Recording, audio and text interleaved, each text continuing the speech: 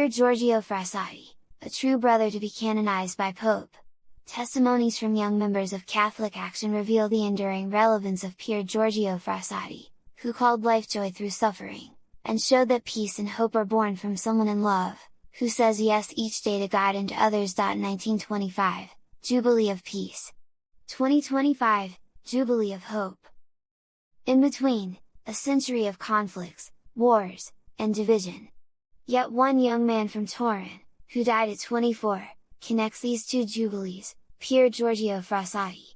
He lived as a friend of Christ and a brother to all, by name and by choice.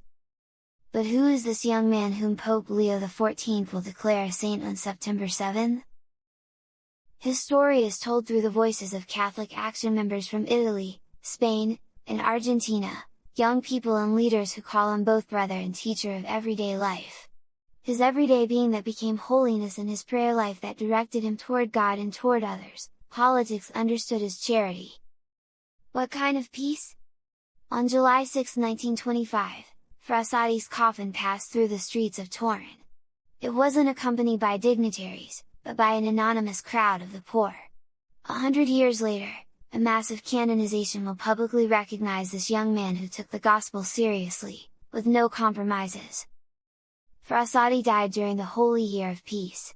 He will be made a saint during the Holy Year of Hope. Two distant eras, connected by a question that remains ever so relevant today: what kind of peace can we hope for? A man in love. Who was this young man who continues to speak to us a century after his death? He is not a statue nor an abstract hero. To us, he is a true brother, say the young people of Catholic Action, part of the canonization process.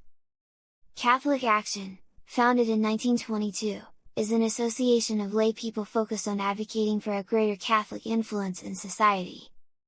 Together with other groups, the Dominicans, the Vincentians, and various dioceses, they carry Frassati's legacy forward.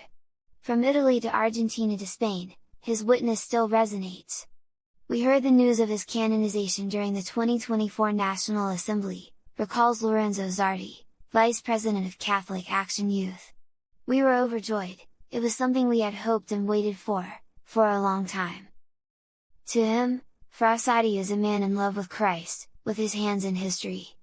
His path to holiness was simply about being faithful to the present moment, living the gospel in everyday life. He wasn't just a philanthropist, he didn't wait for the poor to come to him. He went to them. He wasn't content with random acts of kindness. He wanted gestures that produced greater good. Frassati was a student who chose to serve Christ among the minors, a young man who lived politics as a form of civic passion, always in service of the common good, starting with the least. He built the kind of friendship that could be the foundation of peace.